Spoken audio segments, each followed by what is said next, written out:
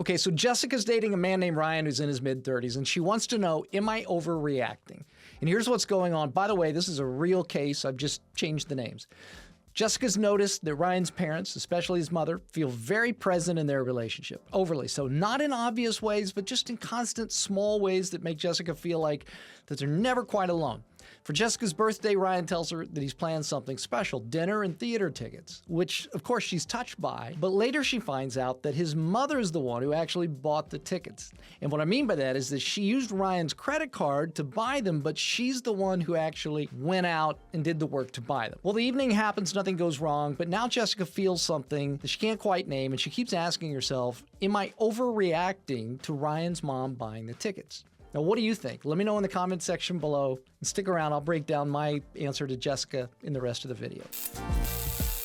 I do case files like this because the ability to build healthy human connections is the most important factor in the quality of your life and is fast becoming one of the most prized skills that there is in the age of AI. And one of the ways that we can build that skill is by slowing down real situations like this and analyzing them and learning from them. So in Jessica's case, if this were a one-off, if this were something that she had felt just one time, I think most people would agree that this wouldn't justify her concern. But this is not a one-off. Jessica's felt this before, and in fact, it's a pattern, and patterns tend to compound over time.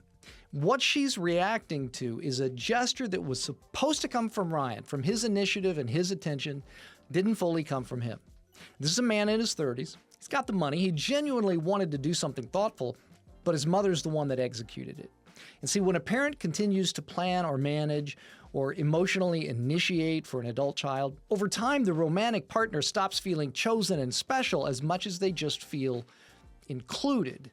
And you can't build a secure relationship by just being included in someone else's family system. Adult relationships require a shift in family structure so that parents move from participants to supporters. And when that shift doesn't happen, the relationship never becomes its own unit.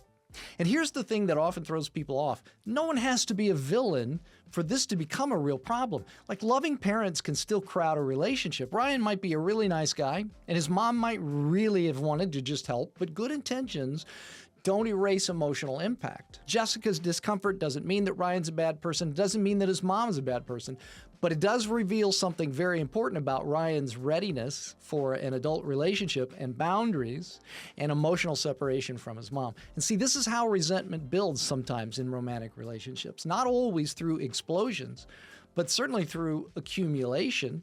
And in this case, through the sense that you're never quite first, that someone else always has a voice in decisions that should be yours alone. Now, again, I'd love to hear your opinions about this. What do you think she should do? What's her next step? Let me know in the comment section below. Here's my advice to Jessica.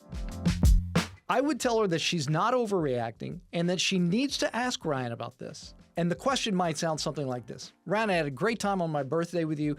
I do want to ask you about something. When you told me that your mom bought the tickets, it fit a pattern that I've noticed. I'm sure your mom was just trying to be helpful, but I want to know, how do you see your parents' role in our relationship going forward? Now, let's do a quick analysis about that question.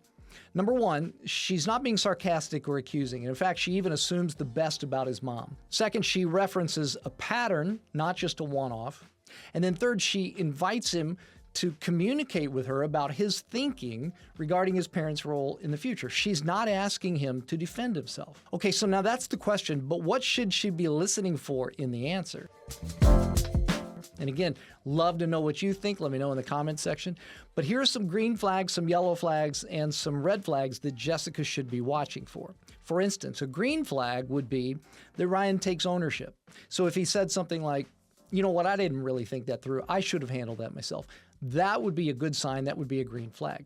Another green flag would be what I call a sign of boundary awareness. So it might sound something like this. If he said, I see how that crossed a line, I don't want my mom involved in our relationship, like that would be a good sign. Another green flag would be action orientation. In other words, if he said something like, I'll talk to my mom, I'll make sure that doesn't happen again, that would be a good sign because he's willing to do what's necessary to protect this relationship. And the fourth would be genuine curiosity about what Jessica is concerned about. So if he said something like, tell me more about what that brings up for you, that would be a good sign. If he responds in any of those ways, he's showing psychological separation from his mother, capacity for loyalty to a partner, and willingness to tolerate discomfort to protect this relationship. All of that is adult relating, and those are good signs. Now here's some yellow flags. These are concerning responses. I wouldn't say that they're red flags, but they're yellow flags because they suggest immaturity or confusion. They're not necessarily deal breakers yet. So for instance, if he minimizes, if he says something like, Mom was just trying to help, that would be a yellow flag. If he gets defensive and he says, you're reading too much into that, that would be a yellow flag. Or if he demonstrates emotional confusion, like, I don't know why this bothers you so much. Those are all yellow flags, because what those mean is that he hasn't really fully thought about boundaries, and he may not yet understand what adult relationships require. Growth might be possible for him, but only if he's open to reflection. And so my advice to Jessica is that if she hears any of these yellow flags, that she should proceed with caution. Stay in the relationship, but stay alert and watch what happens between Ryan and his mom. Okay, now here are some red flags, and these are deal breaker responses because they're not just misunderstandings, they're actually warnings. The first would be signs of loyalty confusion, like if he said, that's just how my mom is, she's always involved, that would be a red flag. Another would be a guilt-based defense, like if he said, I don't want to hurt my mom's feelings, and so he won't say anything, that's a red flag.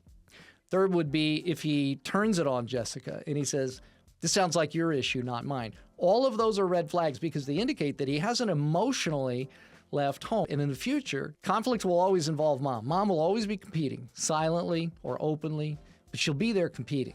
So it would be better to end the relationship now than to live a lifetime of feeling included in a family system instead of being chosen. Okay, that's my advice. I'd love to hear what you think I missed, or if you disagree, please tell me about it in the comment section below. If this was helpful, hit like. If you've ever been in a situation like this, please share your experience. And remember, people are complicated and relationships are hard. And in the age of AI, the ability to build human connection is the new superpower. And if you would like to learn how to build healthy human connections, hit subscribe. Really, I thank you so much for watching this video, and I hope I'll catch you in the next video.